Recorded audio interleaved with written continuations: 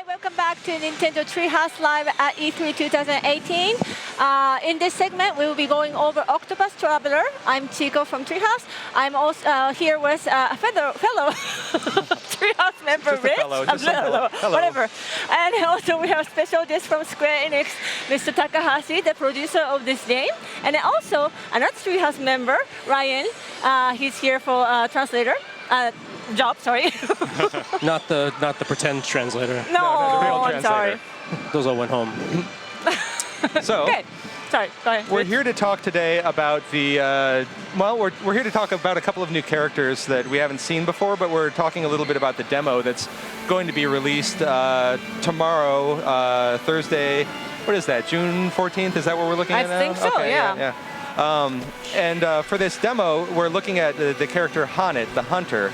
I wanted to demonstrate a little bit of her path action right here, Provoke. And while I'm demonstrating the path action, I was hoping that Mr. Takahashi could speak a little bit about what's new in this brand new Octopath Traveler prologue demo while I punish my townsfolk. 第2弾の体験版で新しいことについて話していただけますでしょうか。わかりました。明日配信されるプロローグデモは前回の体験版と違って8人すべてのキャラを選ぶことができます。それと製品版にセーブデータを引き継ぐことができるというのが大きい特徴です。So the big points about the demo that's going to be coming out tomorrow are that you'll be able to choose between any of the 8 characters to play as, and also that your save data from the demo tomorrow will carry into the full version of the game when it's released. Nice. So what I'm doing right here is I'm engaged in a path action. Hanit's path action is Provoke. That allows me to fight various villagers that I encounter. Anyone who's played the previous demo, you saw Ulbricht's path action of Challenge. Hanit's is different in that it's not Hanit who's doing the fighting, it's rather her animal allies that are doing the fighting for her. Hanit is a hunter, and so she acquires animals that she traps in combat, and she can use them to fight. So I'm going to jump into another battle to show you a little bit more what I did in the last battle. This villager, I have now discovered that the villagers are vulnerable to swords, because, I mean, I think a lot of villagers are probably vulnerable to swords. Lind is always with me, so I will always be able to attack with Lind. Lind has a sword-like attack that puts this villager into a break state by breaking his or her shield. I also, every turn, earn boost points up in the top right corner. You can see I have 2 because I've gone 2 turns without spending them. I can press the R button to increase the boost on my attacks. And that will either do more attacks in some cases, or it will do stronger attacks right now with my various animal allies. More than enough to teach this villager a little lesson. What is great about Hanit is that Hanit can get into these battles and can level up very quickly because of these early fights that you can have with the villagers. I'll do one more here. I want to fight this fledgling hunter so that you can see what it looks like when I don't know any of the vulnerabilities. Oh, I do know one of the vulnerabilities here still. I'm going to try a different creature, one of my trapped animals, a forest fox that also has a sword-like attack. You see it breaks the shield. Now you're starting to see kind of how this battle plays out. And then I'm going to boost Lind and go in for another strike. I have a limited number of uses of the other animals that I've trapped, so every time I summon them in battle, they're gonna, you're gonna deplete that by 1 use before you release the animal back into the wild. So I'm just gonna stock up for battle right here, pick up some items. While I'm doing this, Mr. Takahashi, why don't you speak a little bit about what your role is on the game, so that people have a sense of what you did here. 買い物をしてるうちにちょっと高橋さんにこのオクトパストラベラーにどのように携わっていらっしゃいましたか、話していただけますでしょうか。はい、そうですね、どこにというよりも、プロデューサーとして全体に関わっていたんですけれども、そうですね、範囲とのシナリオにも関わっていますし、ゲームシステム全般に関わっています。So I don't know if like it should be said like where I was actually involved, but I was involved in the creation of Hanet's scenario and also like the creation of all the scenarios in the game too. Yeah, and basically he's the producer, so he was Yes. overseeing everything, correct? Yes.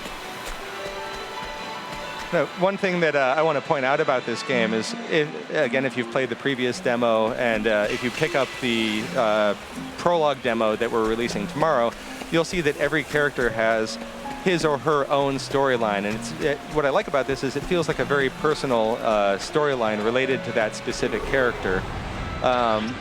Right now I'm going into the forest to figure out what it is that has been attacking some of the local animals. Along the way I'm getting into random battles. In this case I have a monster that I'm fighting. I don't know its vulnerabilities. Now that it's a regular battle, I can use Hanet's own attacks as well as the animal allies that I've captured in battle. So I'm going to start by cycling between her two weapons, her bow and arrow and her axe. And I'm going to attack with the axe so that you can see this animal is not vulnerable to axe attacks. So I haven't broken its shield yet. I'm going to switch over to my bow attack. It is vulnerable to bows, so I put it into that break state again. Now it's a good chance for me to look at my beast lore abilities that are unique to Hanet as a hunter. She can summon any of the beasts that I've previously trapped, or she can capture another beast. I have a pretty low chance of success right now, but I can increase that by boosting and by boosting again to 100%. When I capture this one, I'm going to have the skill Slash, which is another sword-based attack. Yoink. And now that creature is going to show up in my captured animals list for summoning into battle.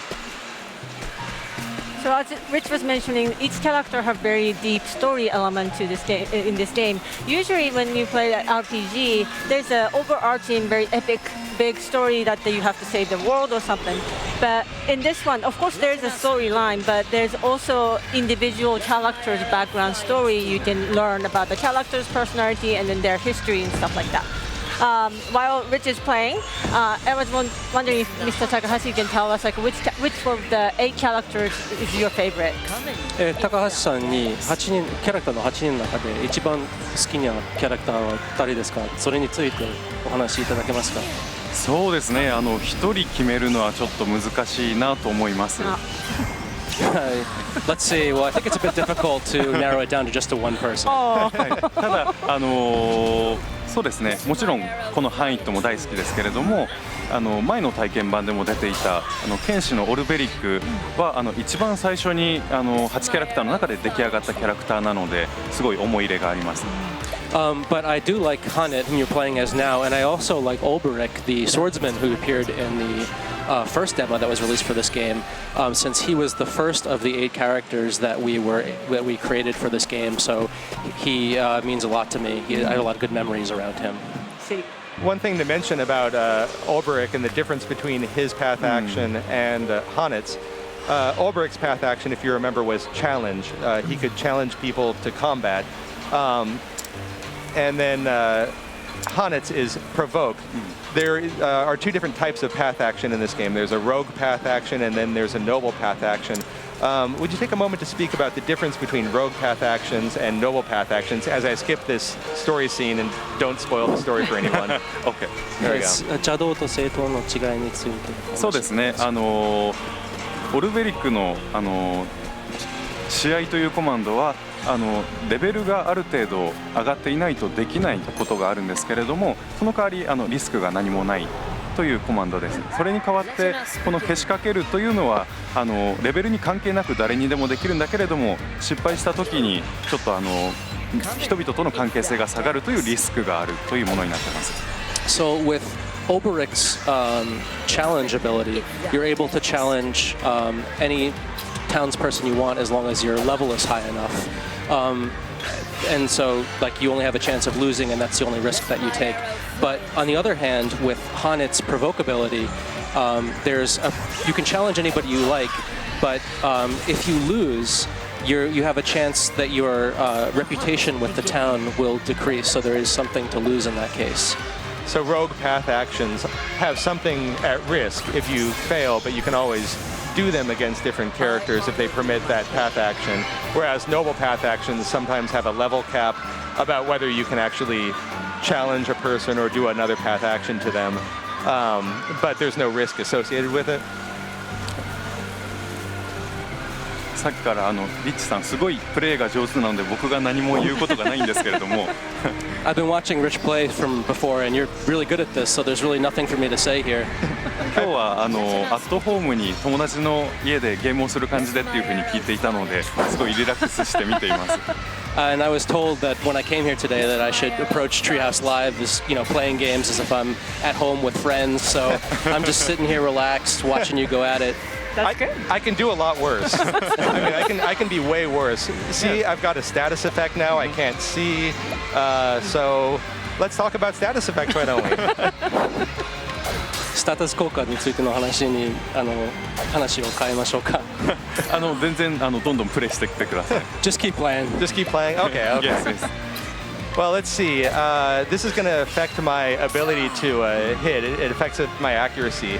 You can see I'm blind for a couple more turns, basically. In the top right corner, I have a count of 2 up there that tells me how many turns remain until I get my vision back.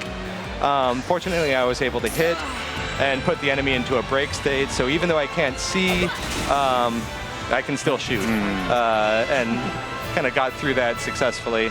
I'm going to try to level up because I want to show one more. Oh, I can't leave a treasure chest behind. What am I thinking?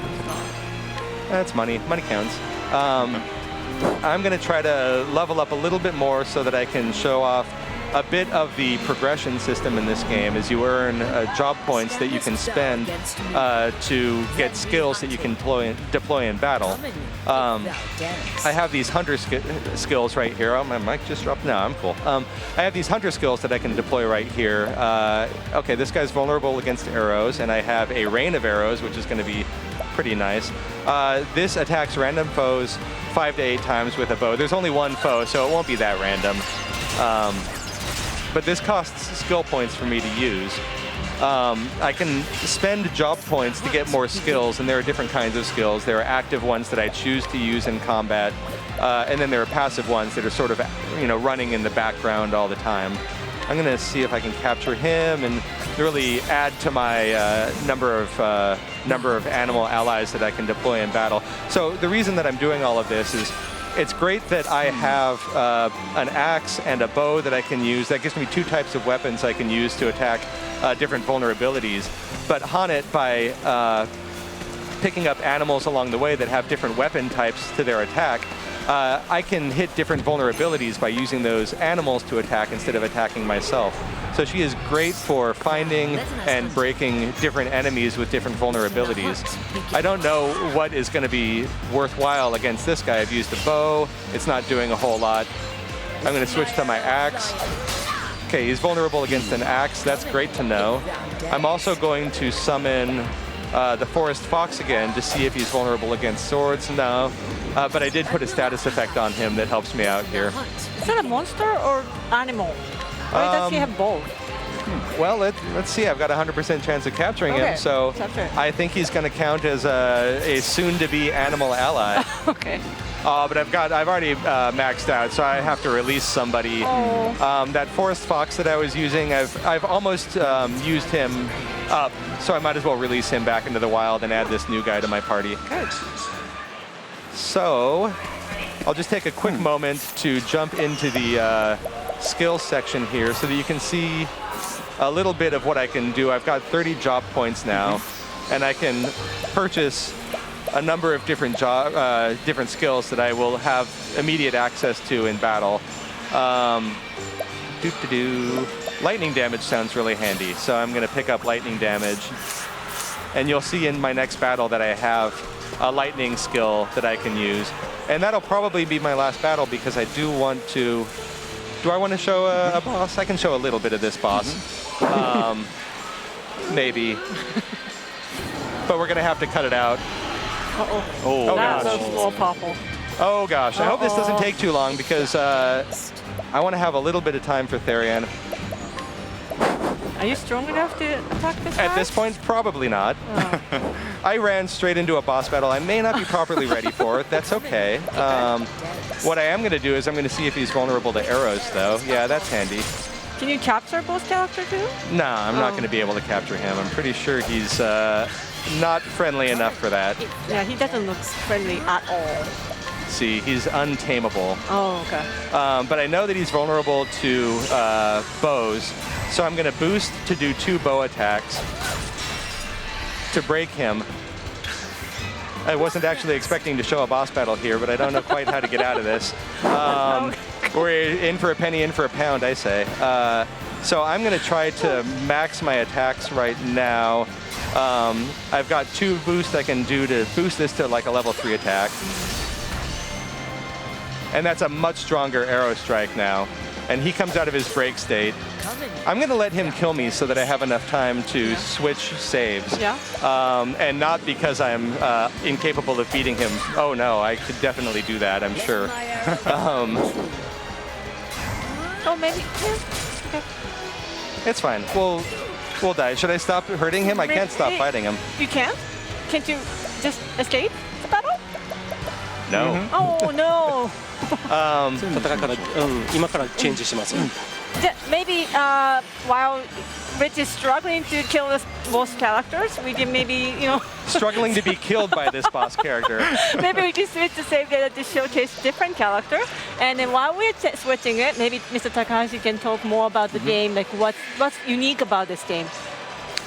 オクトパストラベラーの特徴的なところっていうのは何でしょうか。そうですね、先ほども街でいろんな村の人たちにモンスターをけしかけてたと思うんですけれども、8人のキャラクターがそれぞれフィールドコマンドというものを持っていて、街の人々に対して、試合を挑むことができたり、物を盗むことができたり、または聞き出すことができたり、裏情報を知ることができたりというようなフィールドコマンドがあるのが大きい特徴です。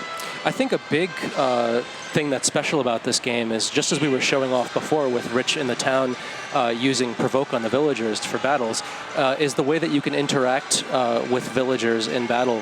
In the town in this game.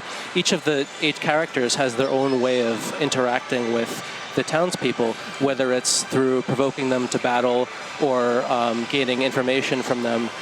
These are the kinds of things that you can do in this game, and that's something that's unique about it. And that transitions us perfectly into Therion, who we've got loaded up now, because I did successfully die in that last battle. Therion is a thief, so his path action is to steal. We were talking about the rogue path actions a moment ago. I can steal from anyone in this town with a 100% success rate because they trust me. They shouldn't trust me, but here I am just taking all of their things. It sounds even awful. Oh. So what Therion has that's different from Haunted is he has the ability to build up a real inventory of healing items and attacking items, and even weapons that other characters will be able to use. He also is the only person who can open up these purple chests that come with a lot of really amazing things that you won't be able to buy in stores. When you steal from people, you also get items that you may not be able to buy in stores in the game. So his steal ability comes in really handy, especially early on in the game, when I am trying to get enough items together that I can survive some of the battles that I'm going to show off in just a few minutes. I've stolen from just about everybody on this top floor.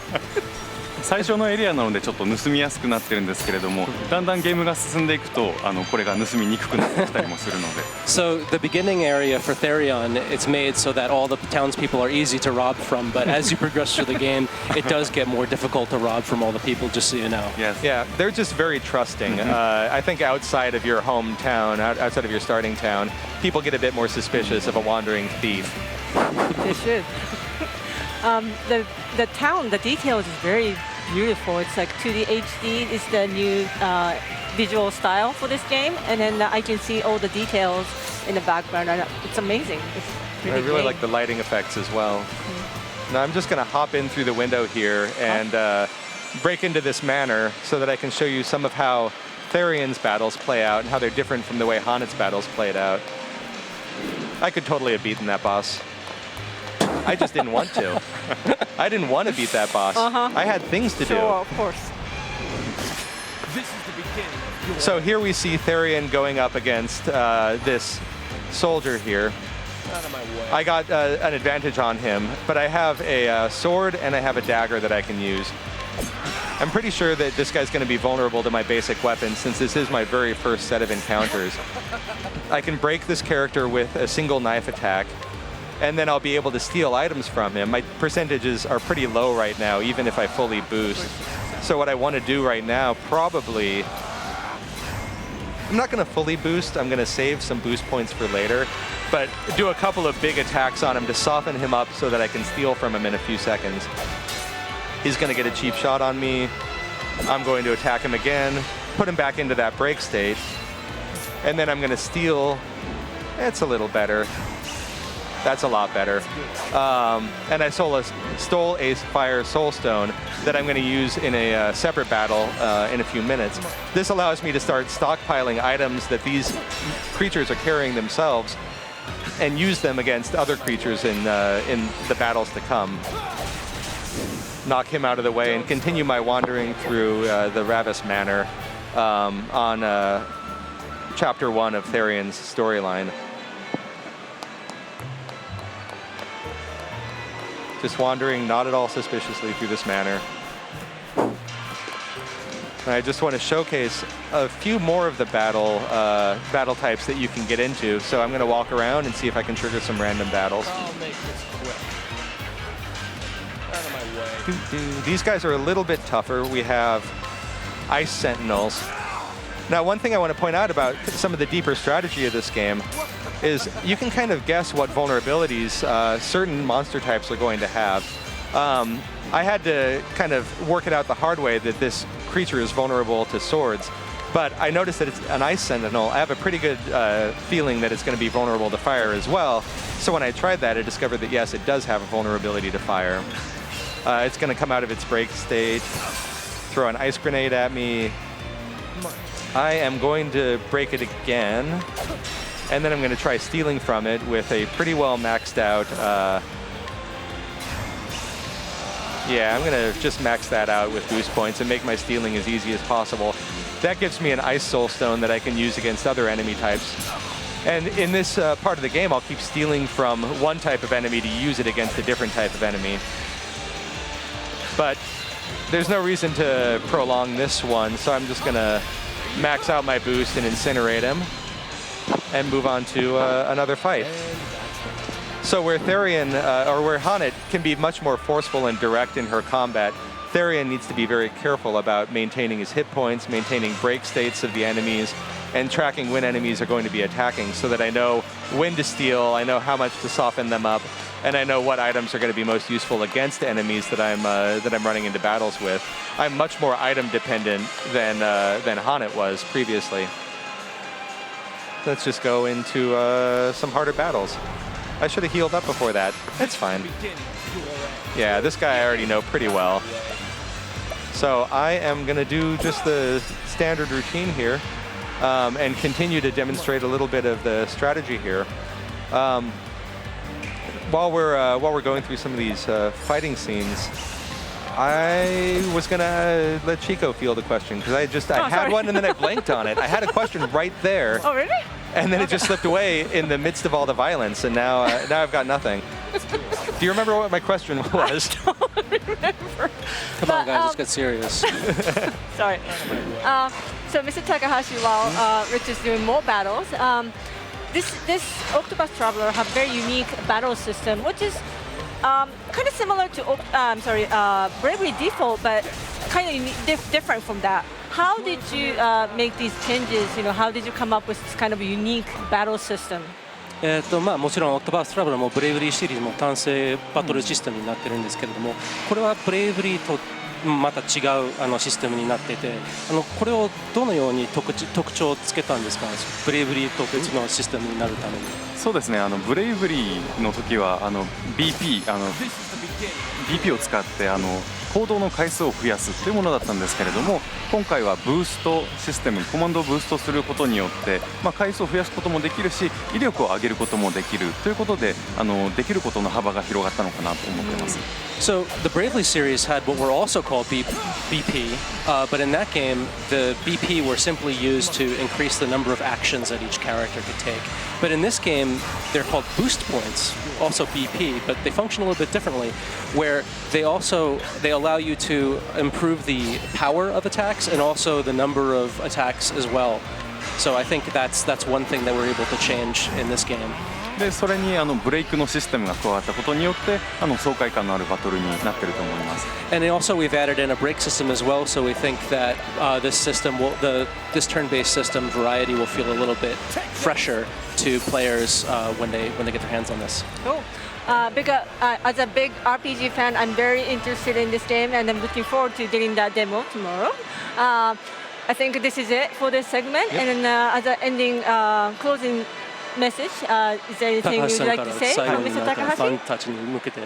そうですね、新しい体験版、プロローグデモが、明日こちらの時間で明日の6月14日の朝、日本時間でいうと6月15日の深夜に配信が開始されます。